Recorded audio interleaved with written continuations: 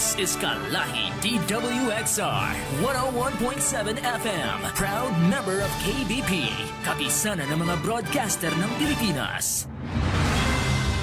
Disclaimer, ang mga pahayag, komento, pananaw o opinyon ng anchor at mga panauhin sa programang ito ay hindi opisyal o personal na pahayag, pananaw o opinyon ng DWXR 101.7 FM at sa management and staff ng himpilang ito. Disclaimer. The views and opinions expressed in this program are those of the speakers and do not necessarily reflect the views or positions of DWXR 101.7 FM management and staff.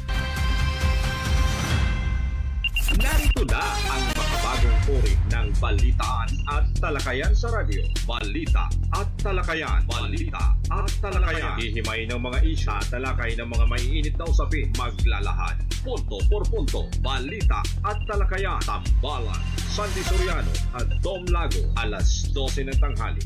Lunes, Miyerkules at Biyernes, kasabay ng inyong tanghalian. Balita at talakayan. Dito lang sa himpilan ng DWXR 101.7 Kalahi mo FM. Balita at talakayan.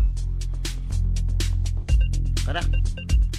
Yes, magandang tanghali po sa programang Balita at Talakayan. At nag-iisa po tayo ngayon at medyo may pinuntahan yata yung aking kapartner.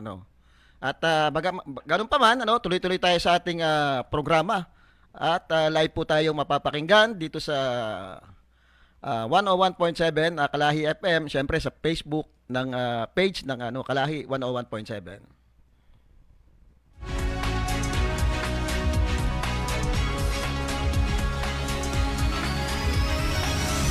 Medyo mainit ang panahon at mukhang hindi pa rin bububus yung talagang ulan. Parang El Niño pa rin tayo. Sa panahon ito talagang napakainit pa rin. At syempre, yung politika umiinit din dahil nga dito sa mga kandidato. Kita nyo naman, nagkalat na ngayon yung mga tarpaulin nila.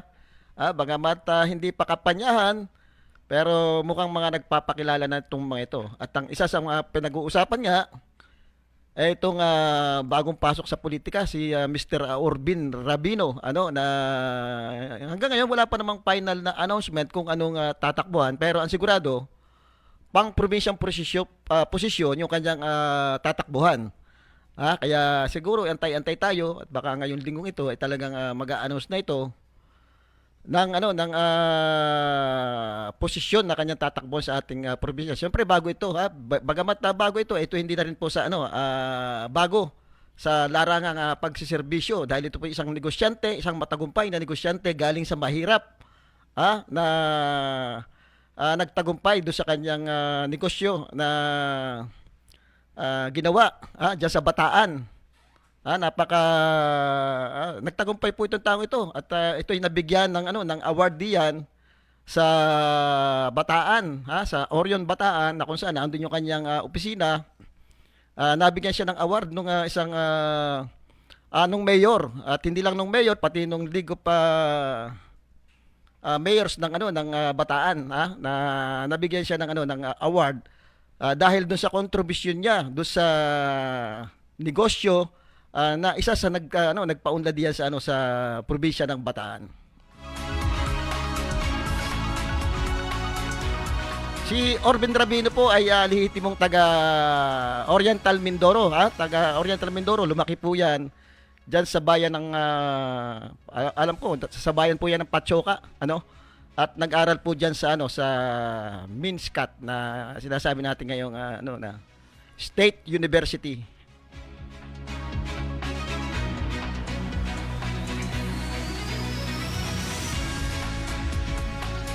Ayon po to sa mga mga statement na nilabas ni Mr. Orbin Rabino na yung kanyang mga programa ay nakatuon do sa sa mga kababayan natin, yung mga prioridad na pangangailangan ng ating mga kababayan, katulad nung libreng pabahay, isa po 'yan.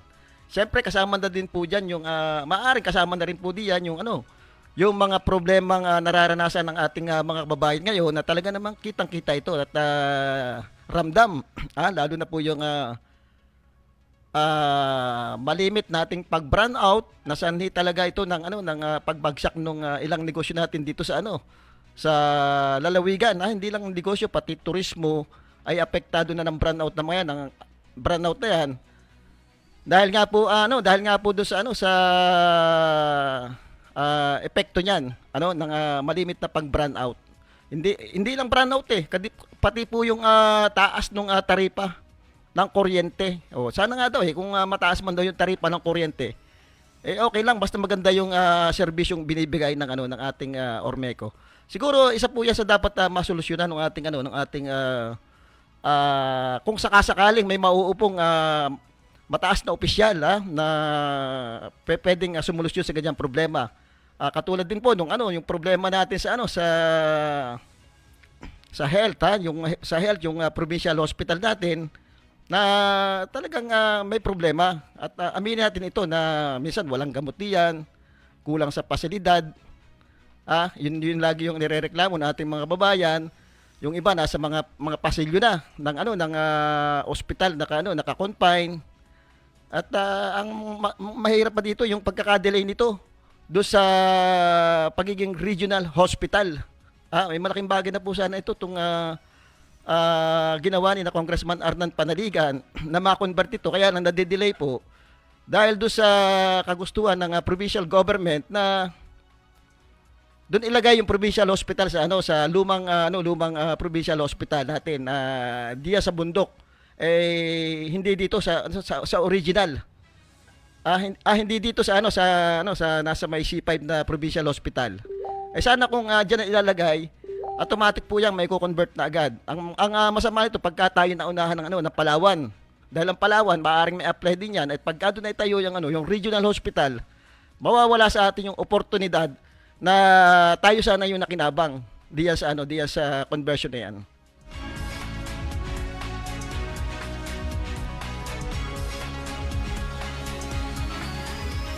Isa pa rin po sa pinoproblema ng ating mga kababayan, yung taas sa pamasahe. Bagamat may nakangako, wala pa rin naman pong kasiguraduhan.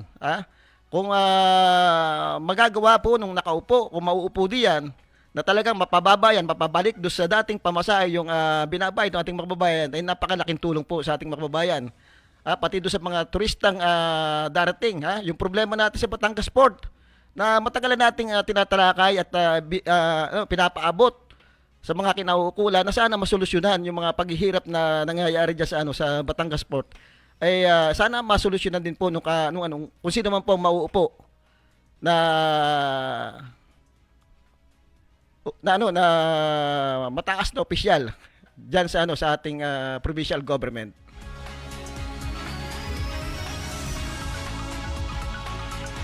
Alam niyo, ang tao minsan naghahanap ng pagbabago, hindi yung puro pangako lamang. Naghahanap sila ng tunay na, kung magsasalita ka, talagang tinutupad yung mga dapat na mga pangako.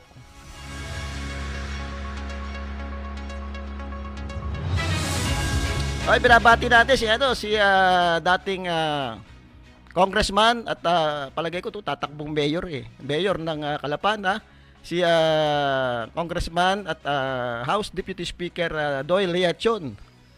Mukhang talagang kung titingnan mo, blooming na blooming to si Deputy Speaker Doyle Leachon. Pag nakikita mo doon sa mga TikTok niya, napakanda yung kasama niya si Bukal, Ronald Leachon. Talagang nakakawala rin ng pagod pag nakikita mong nagluluto ito at sumasayaw. Talagang ready na. Na bumalik sa pagsiservisyo dito sa bayan ng Calapan. At syempre, hindi naman bago sa atin yung serbisyo, yung action agad. Na talagang pag yan ay binigyan mo ng kumbaga may nireklamo ka na problema, ay nabibigyan agad ng pansin. At syempre, yung mga proyekto niyan, nakikita naman natin ngayon, di ba? Hanggang ngayon, napapakinabangan. Kahit nung siya nasa Kongreso na, yung mga naiwan niyang proyekto, ay talagang nakikinabang yung ating mga kababayan.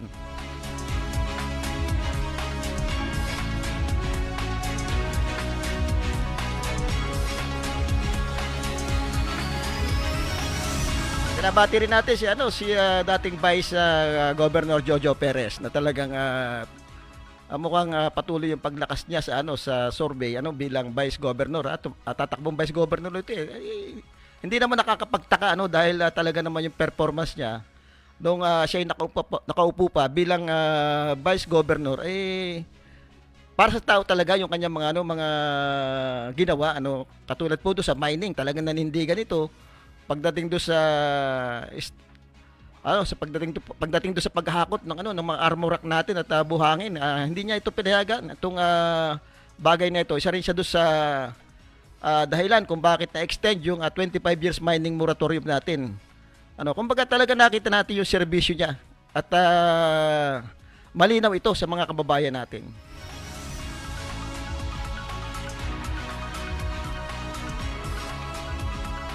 Siyempre binabati ko si Bong Brocal binabati natin napakagaling na serbisyo publiko din itong si Bong Brocal pamula nung ito yung naging vice mayor ay madami itong natulungan ng kababayan natin si Bucal Josineria si Bucal Edel Ilano na isa sa instrumento ng ating ginagamit yung papakinabangang orange card na hanggang ngayon although iba na kulay na raw pero ang konsepto po nito ay galing po doon sa isang panukala ni dating konsehal Edel Ilano.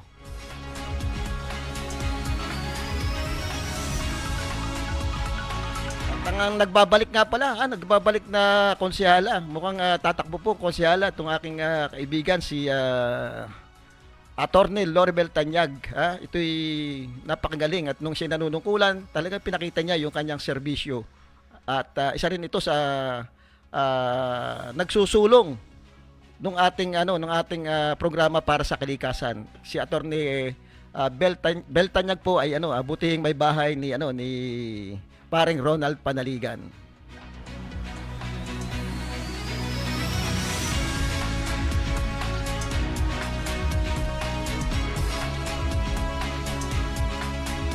Siyempre, mamaya-maya po, kaunti ay papakinggan natin yung ilang interview kay Congressman Arnan Panaligan doon sa Kongreso kung saan nakikipag talakayan siya doon sa mga kapwa niya congressman At alam niyo po si Congressman Arnan Panaligan hanggang ngayon wala pang nababalitang makakalaban.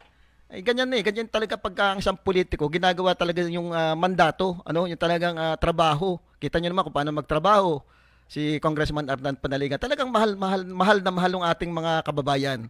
Dahil nga kita kung pumunta lang kayo sa opisina niya pag nangangailangan kayo ng mga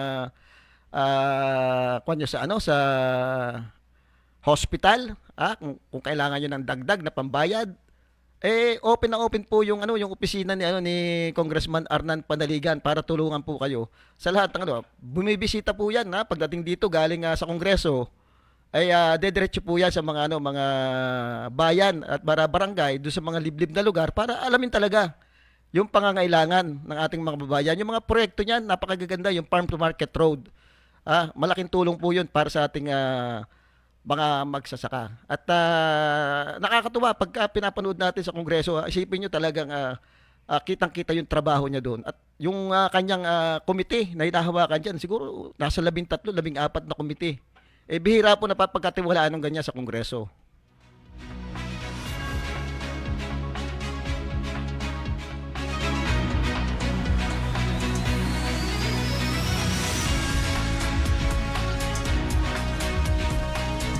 Okay, pakinggan po natin yung ilang talakayan na nangyari sa Kongreso kung saan si Congressman Arnan Panaligan ay nagsasalita.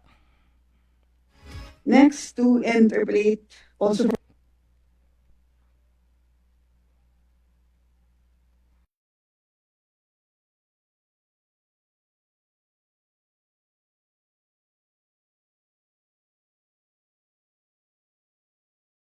Next to interpolate also from the majority we have the Honorable Arnan Panaligan. Kindly proceed. Yeah, thank you very much, Madam Chair, and good afternoon, Madam Chair, and to our economic managers, Afternoon po. So I would like to ask a few questions regarding the presentation of Secretary Balisacan earlier on the Philippine Development Plan. You mentioned in your presentation that among the expected drivers of growth for 2025 under the PDP are household consumption and government spending. So basically, we are still relying on consumption-led growth to attain our growth targets. Consumption-led growth, so it means spending by individuals, by families, by households. And of course, government spending principally through infrastructure projects, whether appropriated in the GAA or PPP or whatever arrangement. No? But have you also considered pursuing an investment-led growth, which I believe is more sustainable? I didn't find that in your presentation. Your emphasis on investment-led growth, aside from the usual consumption-led growth. So if it is investment-led growth, that should also include investments in industries, particularly manufacturing industries that will create quality jobs. What is your reaction to that, Mr. Secretary? Yes, Madam Chair, yes. As I mentioned earlier, the thrust of the PDP is to diversify our drivers of growth, our sources of growth, from just mainly consumption to also include the other pillars, in particular, investment and exports. Yeah. Kasi doon tayo ho mahina sa dalawa. And the investment, that has been that from day one, the thrust of the president to open up the economy to attract not foreign investment, but also to engage our domestic investors. We have, through the cooperation of in partnership with Congress, we have passed investment promoting measures like the Public Services Act, the PPP Code. These are very instrumental in our efforts to make investment as a major pillar of our development. As I said earlier, from the public sector, we are aiming, we have been in our PDP, we have been pushing to sustain the investment, public investment of 5 to 6% of GDP. That's very high compared to what we were seeing 2 decades ago or a decade ago. And apart from that, we are pushing for a more robust private sector participation investment through the PPP Code. So I think we are confident that we will develop that investment pillar of growth, Madam Chair, and then hopefully that will also enhance the other pillar, the net exports, because that's also a weakness or a weak point in our development. Yes, Mr. Secretary, as far as Congress is concerned, I think we have already passed the necessary legislation. The present Congress and the previous Congress, we have passed the necessary legislation to promote investments, including the Ease of Doing Business Act. But do we have a clear roadmap, a concrete plan to promote investments? Meron pa tayo talagang mga sectors or specific industries that the government will prioritize under this PDP plan. For example, shipbuilding industry, we are supposed to be the 4th biggest shipbuilding, the 4th largest shipbuilder in the world. But I think we have still a lot to do to maximize that advantage of ours in that particular industry. Naniniwala ako kasi it will create thousands of jobs. Although meron tayong mga shipyards sa ating bansa, marami pa rin tayong mga vessels imported pa natin. For example, yung mga ro-ro vessels natin, we import that from other countries, from Japan, from Korea, from China. So, meron ba tayo na clear roadmap, for example, to promote yung shipbuilding? And other industries, for example, yung ating pharmaceutical industry, kitang-kita natin ng pandemic, ating experience, that we'll have to rely pa on other countries for vaccines, for medicines. Because I believe na itong mga industriyang ito ay magkikreate ng maraming trabaho sa ating bansa at hindi lang pupunta sa ibang bansa katulad ng sinabi kayo ni Congressman Salo, bawasan yung the need to go abroad. So ano po yung mga specific industries? Meron ba na-identify ang NEDA, ang ating gobyerno, the specific industries that will be given preferential attention or priority in terms of investments, in terms of incentives, for example? Our Department of Trade and Industry, together with its investment promoting agencies like the PESA, the BOI, have roadmaps of priority industries, especially those deserving of or targeted for fiscal incentives, Madam Chair. For example, the electronics and electrical equipment that's identified. I mentioned the health earlier, but the chemicals and also wearables and fashion accessories and footwear are still there, and of course the green economy is also being promoted. We have been discussing about also about this mining and processing, green processing, green metal processing. Madam Chair, that we get these two connected to enable us to generate and maximize the use of our extractable resources, getting higher value for these products rather than just exporting them in raw form. So that requires a lot of investment in energy as well, because that is quite energy intensive, but also the ease of doing business on the processing side. So that's one that we are also pushing. I think that there's much potential there, especially the very high demand for green metals in support of the green energy economy, and not just here but in the world, Mr. Chair. So I spoke of the landscape for manufacturing earlier, and because our job, we feel that what the government can do best, Madam Chair, is to provide that enabling environment for the private sector. But it's the private sector that determines where they can do best given their capabilities.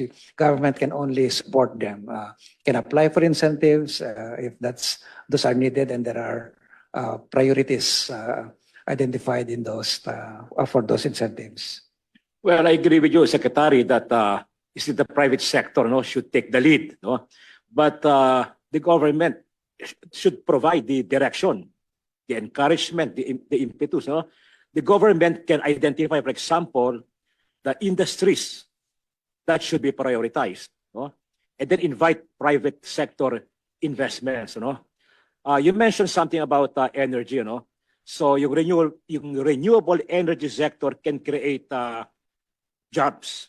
For example, yung solar energy, very ubiquitous yung mga solar panel. We see solar panels on our rooftops, mga lamppost.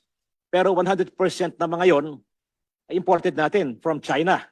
Is there a plan, for example, to develop a domestic industry in our country that will produce yung mga ganyang renewables, mga solar panel? Sana yun ang mabigyan ng incentive because that will create jobs. And considering nandiyan ang demand, bawat bubong ngayon, makita mo may solar panel, bawat poste, meron. But the sad thing is that we rely sa import from China and other countries. So I hope that this plan will also address that need, domestic production, because that will create thousands of jobs. Meron ba tayong ganong plano? In fact,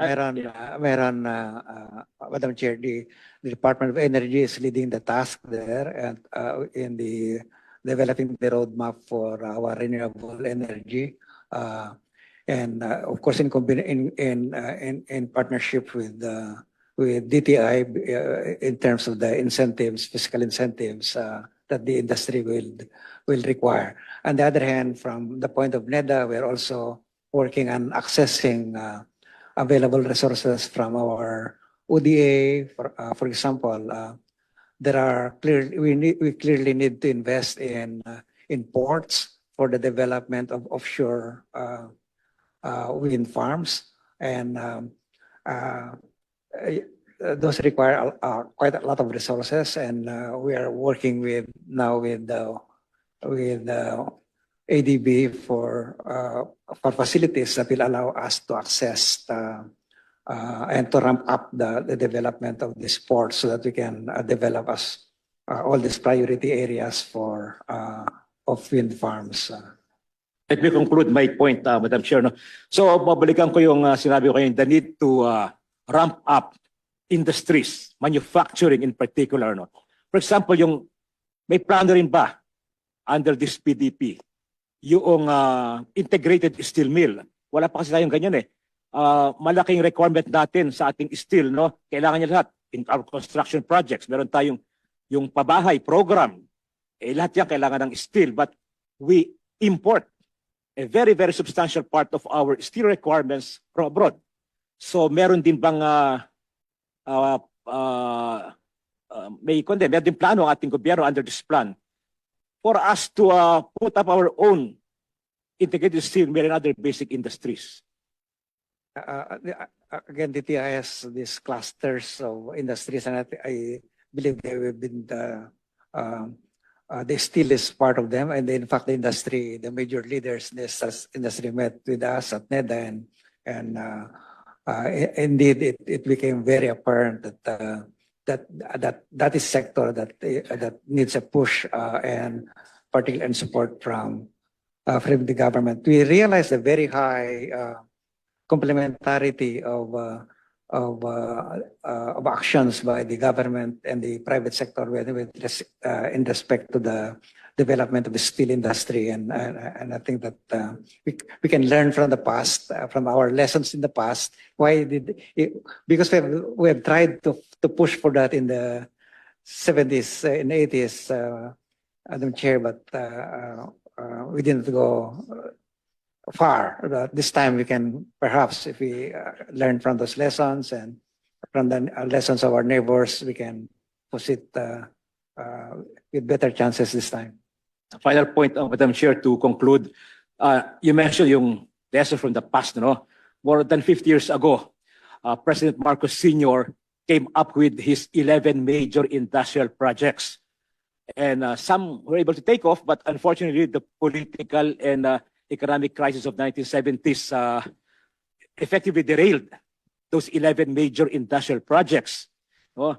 Included in the 11 major industrial projects are integrated steel mill, no? Steel industry, petrochemical industry, aluminum smelter, heavy engineering industries, fertilizer manufacturing.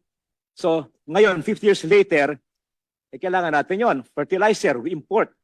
Almost 100% ng ating fertilizer needs from abroad. So ano nangyari nung isang taon, nung nagkaroon ng gera, di ba? Tumaas ang fertilizer, naka-apekto sa ating local production. So, pero 50 years ago, plano na yan. Okay? Balikan ko yung steel mill din. Marami tayong construction, houses, etc. And yet we import a very, very big part ng ating steel requirements. No? So, final question, no? Relevant pa ba yung 11 major industrial projects? Meron bang move ang current administration under President Marcos Jr. to sort of revisit yung 11 major industrial projects of the 1970s?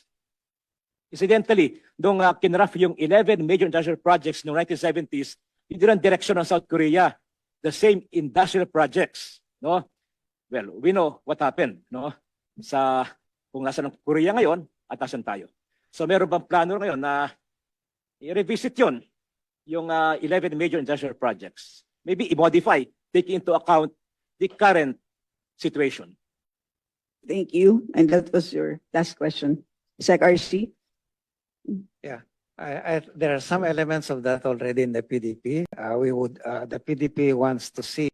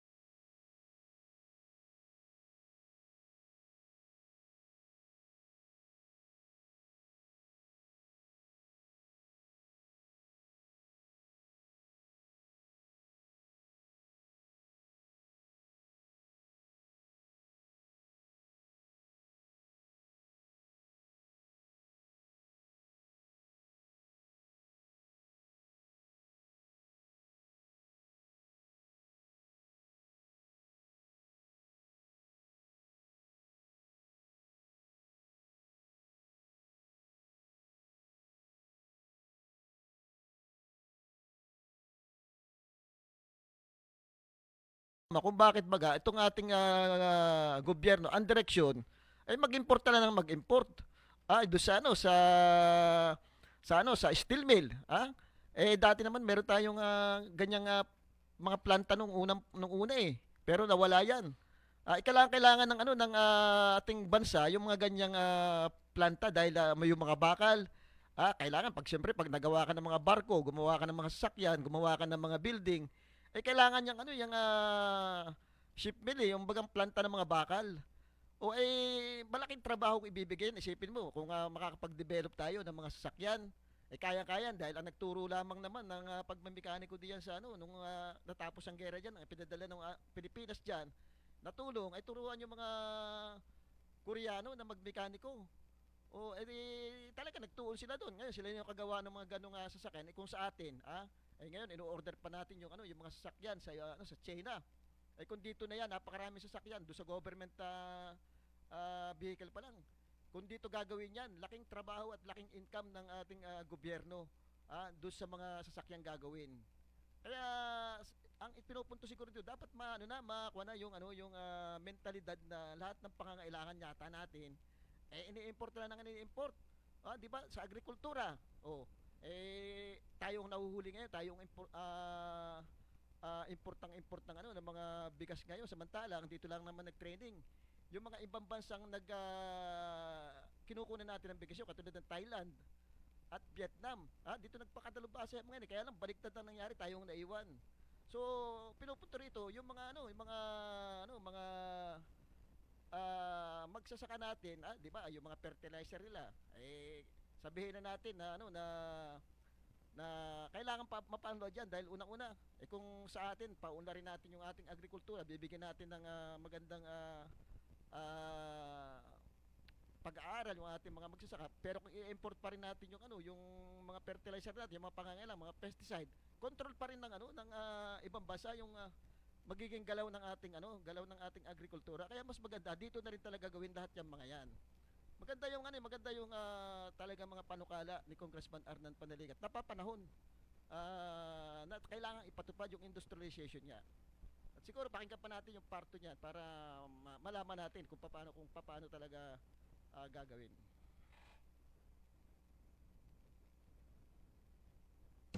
Yes, Mr. Chair, no.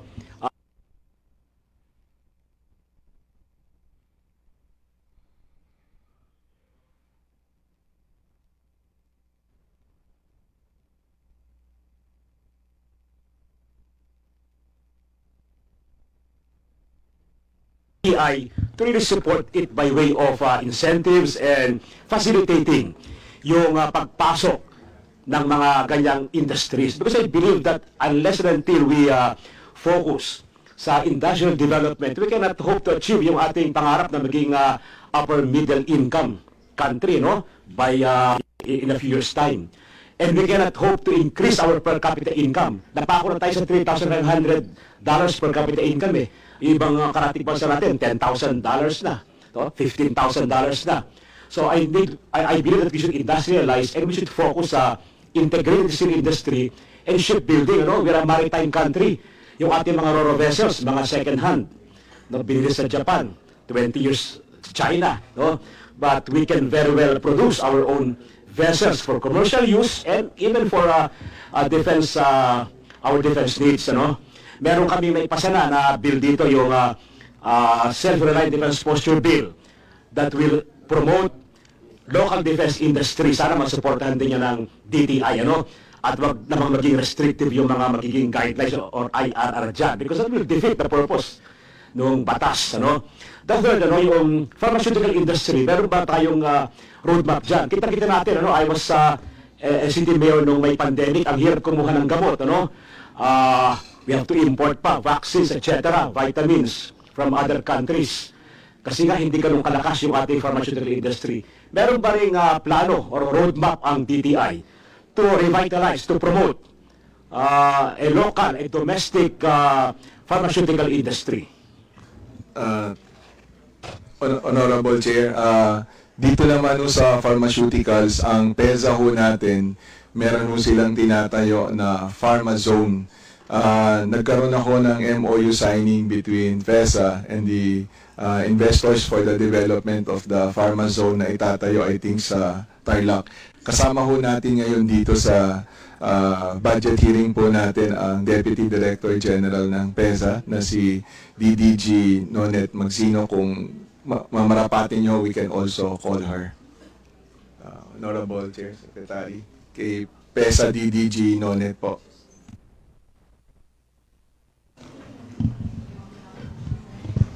Go ahead. Go ahead, please. Thank you, Honorable Congressman and Madam Secretary. I am happy to inform the Congress, the House of Representatives, that just recently, last July, we had two activities or two events. One was the signing of the Memorandum of Agreement with the Food and Drug Administration. This is to work on, one, the guidelines for the development of pharma economic zones, and the other one is to establish a green lane with the FDA regarding registration of pharmaceuticals, medical devices, projects that would register with the Philippine Economic Zone Authority. During the same date, that was in July, we also witnessed the signing of a registration agreement. This is with the Victoria Industrial Park. This is located in Tarlac. We signed a registration agreement because the President Marcos, has signed Proclamation number 623, that was in July 4, 2024, which designated a 29.77 hectare property in Victoria Tarlac as a special economic zone, and this one would be dedicated to house pharmaceutical industries or pharmaceutical companies that would be registering with the Philippine Economic Zone Authority. Mr. Chair, I want DTI to come up with a target, no? Let's say by year so and so, we will be 80% sufficient in steel production, 80% sufficient in the drug and medicine production, no? So that we can really monitor, no, the accomplishment of your agency in this regard. So, may time is up, Mr. Chair. So, doon na muna siguro, no? Thank you very much, Mr. Chair, and thank you very much to our Secretary. Thank you, And siguro po, Mr. Secretary, go ahead. Mr. Chair, I would appreciate if DTI can furnish us, the committee, with a copy of the roadmap sa industrial development. Kasi wala po dito sa mga presentation eh. Of course, more detailed kasi yun, no? Yes. But sana, before the plenary, nabigyan tayo ng parang update din on their industrial roadmap. Okay, before I request for the same, can we ask Yusek Perry for a few comments? Thank you, Honorable Chair. Just a few additional inputs for Honorable Panaligan. Nabanggit niyo that during the pandemic, nagkahirapan talaga ho nung pagkuha ng mga gamot. But there is actually a Philippine company, sina Lloyd Laboratories, who was able to produce Molnupiravir. Tapos yun kung kanyang facility is intact, kaya lang wala nang demand. But at any time that, sana wag na magkaroon ulit ng pagkakataon na kailanganin. But there is that facility. Tapos so kasama rin natin dito ho ang NDC. Ang NDC ho went into a joint venture with a Filipino and Korean company para duman ho doon sa possible manufacturing ng vaccines. Thank you. Siguro yung ganyung facility, pwedeng ma-refashion natin para mag-produce ng vaccines sa ibang mga diseases, ano? But again, targets, audit of existing infrastructure, all of that should be reflected in a roadmap if produced or embarked upon. So, of the 4 industries that were mentioned, are there any existing roadmaps? Thank you, Honorable Chair. Meron ho tayong roadmap for steel that the President just recently also instructed us to update. But we will provide you with a copy. Sa shipbuilding and ship repair, meron din ho tayong roadmap dito. Sa pharma ho, meron din ho. Kailang mga luma na ho kasi ito. I think time pa ni nung si Yusek Fita Aldaba ay Assistant Secretary pa sa DTI, simulan yung mga roadmap. Nakafocus so kasi kami ngayon dun sa talagang actual implementation of the roadmaps. But we will provide you with copies of the roadmaps plus updates on how these were implemented. Mr. Chair, possible before the plenary deliberation of TTI. Yes. Thank you. Thank you, Mr. The steel roadmap is requested, as well as the shipbuilding. The old roadmaps for pharma are requested, even for the local defense industry, which was mentioned by Kong Arnon, and perhaps a commitment to update said roadmaps. Thank you. Ayun, yan Ito po yung ang abandoned impound center sa Mandaue, Cebu. Dati itong tinatawag na old market. yan po yung Kaso noong 2014 ay kabuuan po nung hearing sa budget na kung saan yung NEDA inandun po. At ang sinasabi po ni Congressman Arnan Panaligan ay yung pagpapaunlad po nung industrialization. Yung mga sinabi po niya doon tungkol sa steel, doon sa shipbuilding, sa paggawa ng mga gamot, paggawa ng mga fertilizer, ay dapat may mga programa po tayo diyan na ginagawa para hindi na po tayo umaasa lagi doon sa importation ng mga ito. Kasi doon po tayo namiyasa doon sa pag-import. Halos lahat na po yata ini-import natin, hindi natin malaman. Samantalang kung titingnan, ay kaunting, kumbaga suportahan lang natin yung ating mga kababayan na may talino pagdating sa ganyang mga bagay. Kayang-kaya po yan. At yan din po ang ginawa ng Korea. Yung sinasabi po niya, yung Korea, pagkatapos, actually, ang Korea po, nauna na po tayong, kumbaga, mas maunlad po tayo nung una dyan. Galing pa sa gera yung mga yan eh. Tinulungan pa nga natin ma-liberate yung kanilang bansa sa gera at nagpadala pa tayo ng mga sundalo dyan. At pagkatapos nun, nagpadala rin tayo ng mga tulong pagdating do sa pagpapaunlad uli ng kanilang mga ekonomiya, katulad ng mga mekaniko. Nagpadala tayo dyan para magturo ng mga paggagawa ng sasakyan. Bakit naunahan pa tayo ng mga yan? Kasi sila, talaga nag-focus sila doon sa sarili nila. Na kaya nilang gawin yung mga bagay na ginagawa din ng ibang bansa. Sa atin, dapat matagal na dapat ginawa yan at malaking trabaho sana na ibibigay niya sa ating mga kababayan. Malaking trabaho sana. Tayo na lang sa gumagawa sana kung napaunlad natin yung car industry natin doon.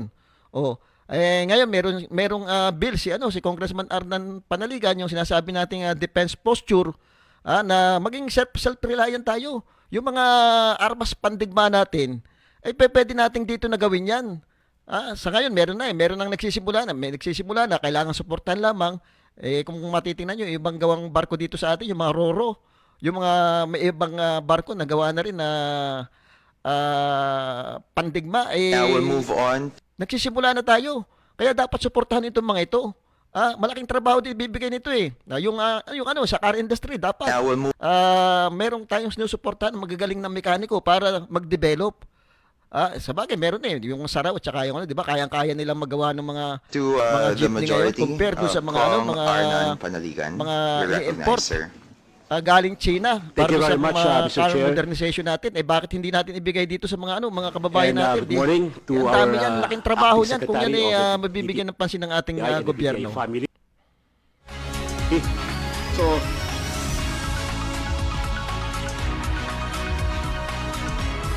I would go directly to Kaya kita nyo yung trabaho ni Congressman Arnan Panaligan. Hindi lang talaga dito sa ating probinsya, talagang pangbansang usapin na yan, yung mga tinatalakay diyan. Pero bagamat ganun, point po, na talagang pangbansang at your presentation mga kanina, usapin yung tinatalakay hinahanap diyan. ko dito yung ating clear, probinsya, lalong-lalo na yung unang or distrito, ay direction talagang nandito ng lagi siya. DTI. Pagkatapos doon, uuwi para tingnan yung mga pangangailangan ng kababayan natin. At naibibigay naman yung mga pangangailangan, pinupuntahan yung mga liblib na lugar. Inaalam yung mga infrastrukturang kailangan ng ating mga magsasaka sa flood mitigating project na andyan po. Talagang may mga pundo po yan. Doon sa health, kaya nga sabi ko, pumunta kayo doon sa opisina ni Congressman Arnan Panaligan pag meron kayong pangangailangan tungkol sa mga pambayad nyo, mabibigay kayo diya kahit paano. At napakababait ng mga staff ni Congressman Arnan Panaligan diyan sa C5, pamulado kay Ma'am Joy Manibo, kausapin nyo lang yan at titingnan kung anong paraang magagawan para kayo matulungan.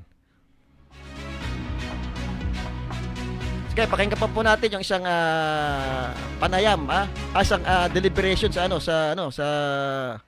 Kongreso. Ito yung pinaririnig natin para doon sa kaalaman ng ating mga kababayan na talagang ang ating Congressman Arnan Panaligan ay nagtatrabaho, hindi lang dito sa ating probinsya, kundi doon pa sa mga usaping nasyonal.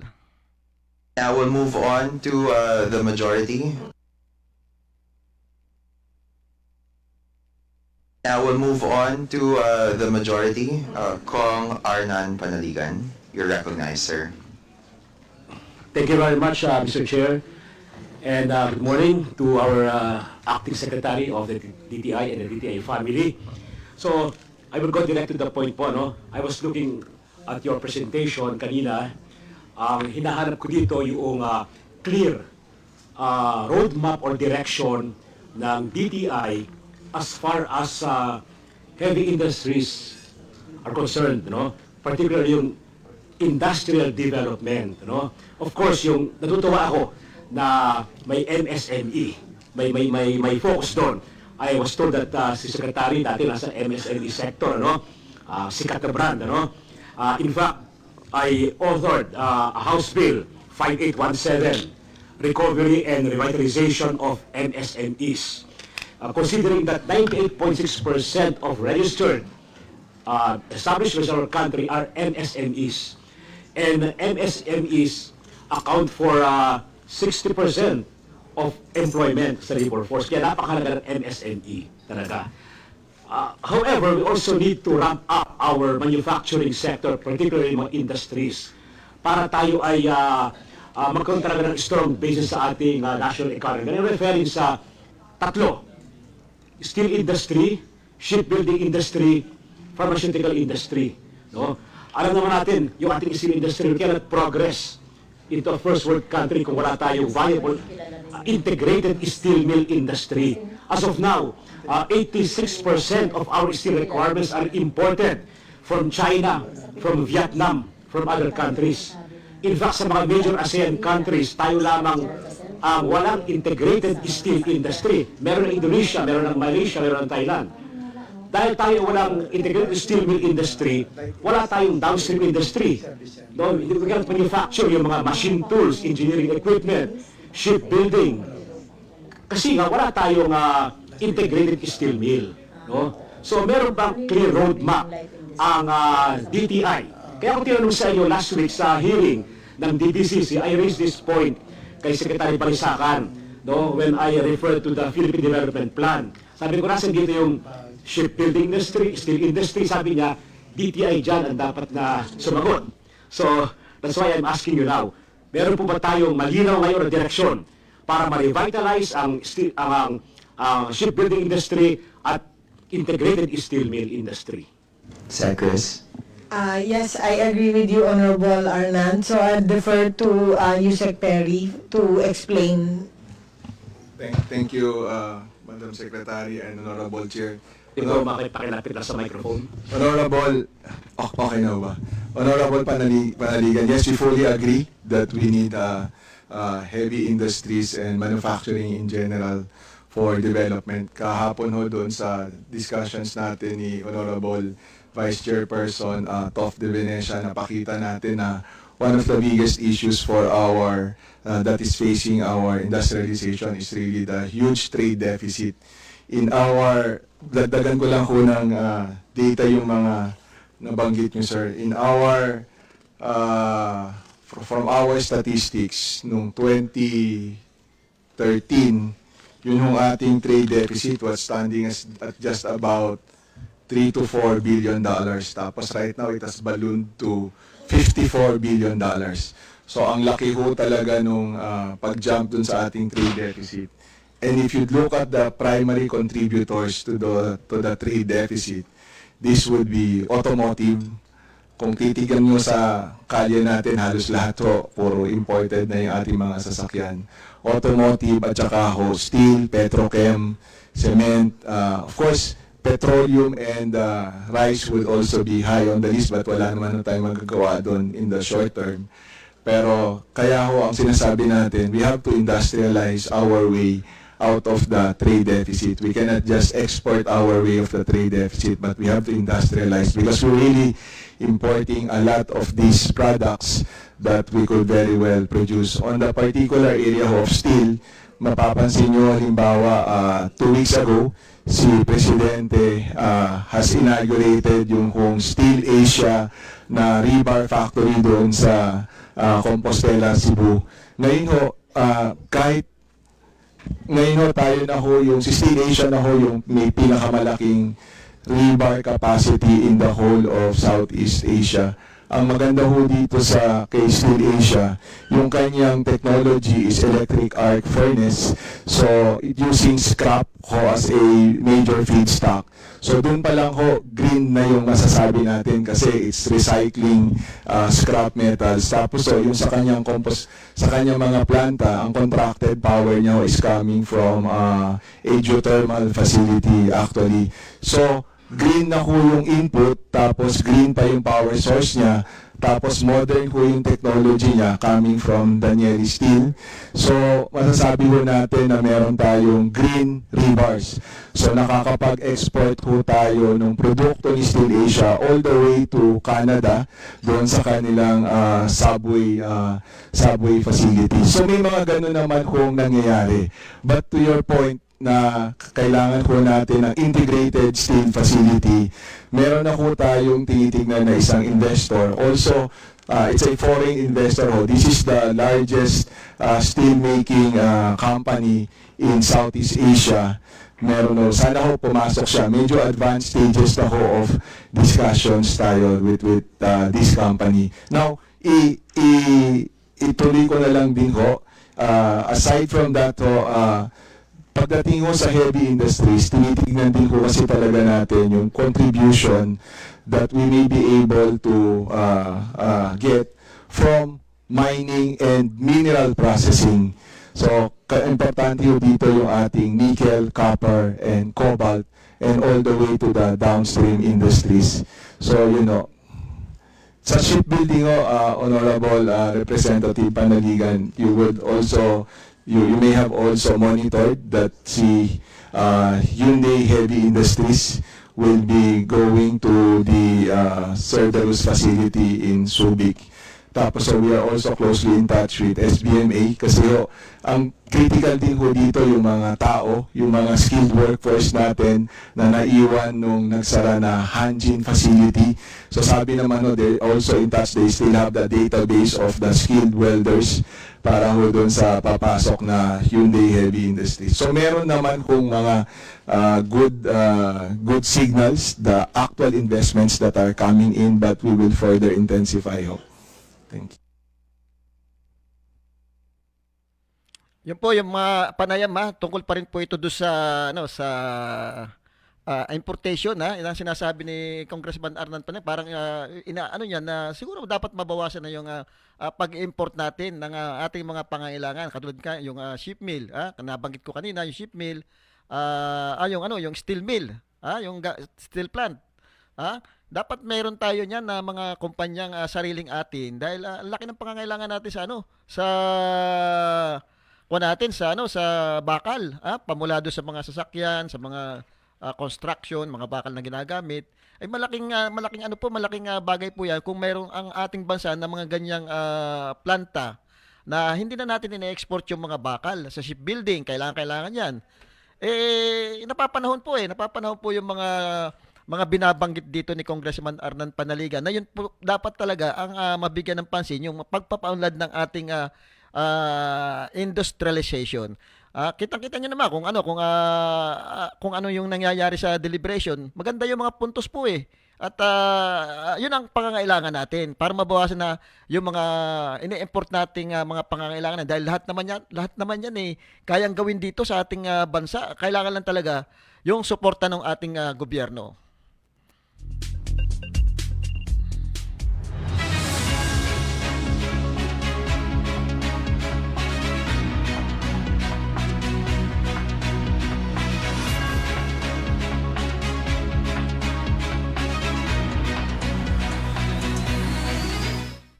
Nabanggit ko po kanina na talagang medyo umiinit yung politika dahil nga siguro do sa mga tatakbo, at yung siyempre yung problemang nararanasan ng ating lalawigan.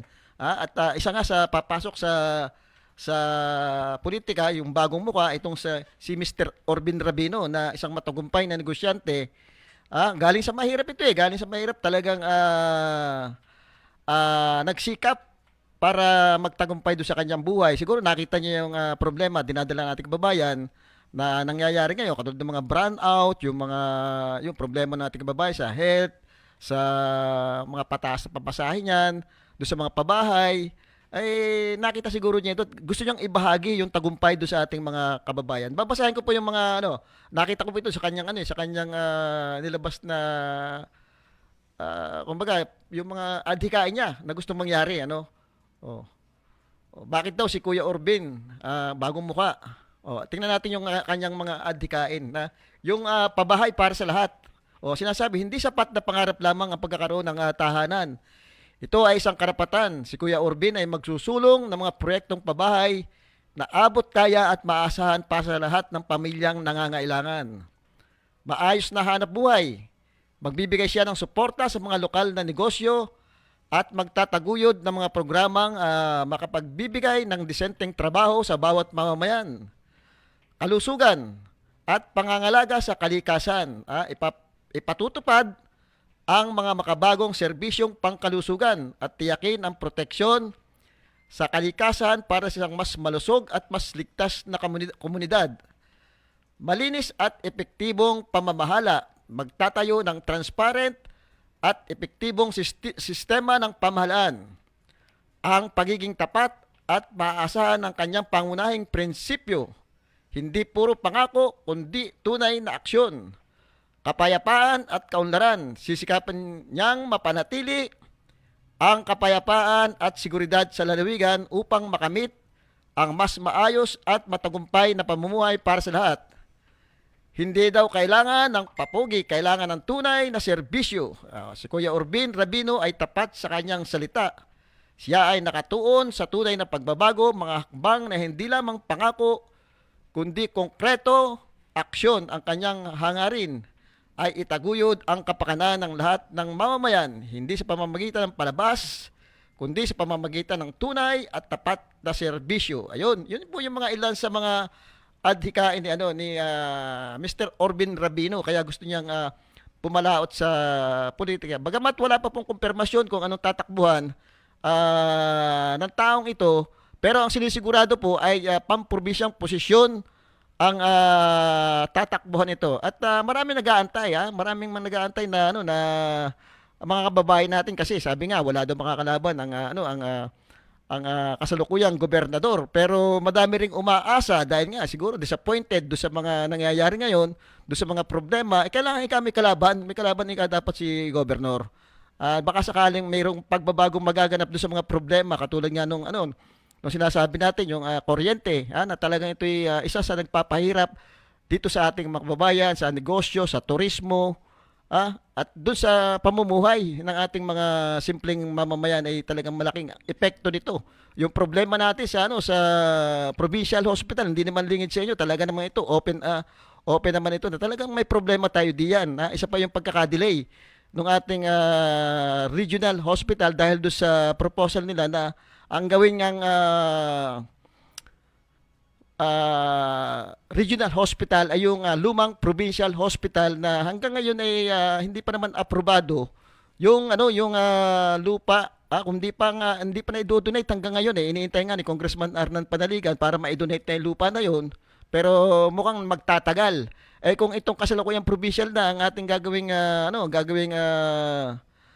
regional, ay mas maganda dahil nakatayo na, may mga pasilidad na kahit pa panin nandyan, kumbaga ite-take over na lamang at dadagdagan na lamang ng mga makabagong pasilidad diyan, mga gamot, yung mga pagkukulang diyan ay ipupunuan na lang ng Department of Health, yung mga problema ng mga pasyente, problema ng mga health worker diyan na sinasabi lagi, yung kanilang mga benepisyo, yung kanilang mga sweldo laging nadidelay, ay hindi na mangyayari yan pagka yung national na ang nagka-take over diyan, dahil yan ang magpapasweldo sa kanila diyan na mag-aasikaso na niyan, na hindi na po ang provincial government.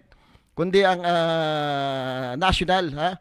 At ang mas maganda niyan, yung budget na binibigay diyan ng provincial government natin, pwede na nating magamit yan kung pwede gamitin doon sa mga community hospital ng bawat bayan, at yun ang bigyan ng yun ang pagandahin, yun ang paunlarin yung mga community hospitals. Kung hindi agad madala yung pasyente sa regional hospital, pwede nilang idaan muna doon sa mga community hospital, doon muna asikasuhin, at pag maayos na, pwede nilang i-transfer yan sa regional hospital na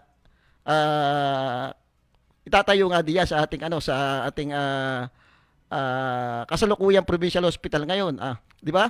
Mas maganda kasi mas makakatipid pa nga yung provincial government natin, at mas makikinabang yung ating mga kababayan.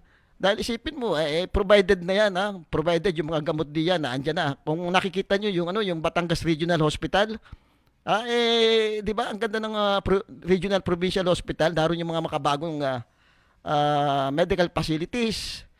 Problema din kasi ng mga doktor yan pagka walang magagandang mga medical facilities diyan, at saka walang mga gamot na bibigay diyan, kahit anong galing na doktor mo diyan, ay hindi mo papagaling ang pasyente. Dapat merong nakasuporta talaga diyan mga pangangailangan ng mga doktor. Yung problema natin sa pamasahe, ang tagal na nating pinoproblema yan, ang tagal na nating kumbaga ipanananawagan, pero hindi nangyari na maibabayan. Yan naman itinaas lang nung pandemic. Natatandaan nyo na pandemic, kaya tumaas yan.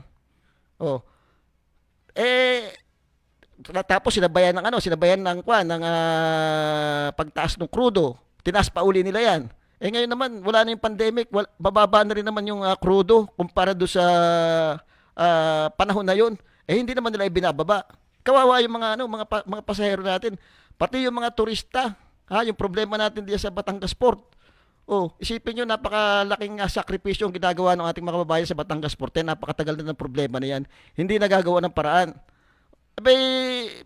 Kung ikaw ang turista, pupunta ka baga ng Oriental Mindoro, pupunta ka ng mga lugar dito, kung ganyan ang mararanasan mo, merong magagandang lugar din dito sa Pilipinas na walang problema, siyempre doon ka na pupunta. Kaya talagang malaking epekto sa atin yung mga ganyang problema. Tapos sasabayan pa pagdating mo ng Oriental Mindoro, yung brand out, nasa hotel ka, biglang magbabrand out. Mukhang madadala ka kung nandito ka na hindi mo alam yung problema. Madadala ka na pumunta rito sa Oriental Mindoro para mag-relax.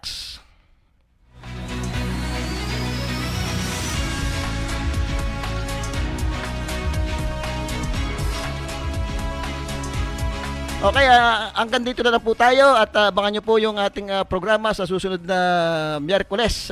Magbibigay po uli kami ng ilang mga komento sa Miyerkules po. Muli po sa Desoriano ay inyong nakasama.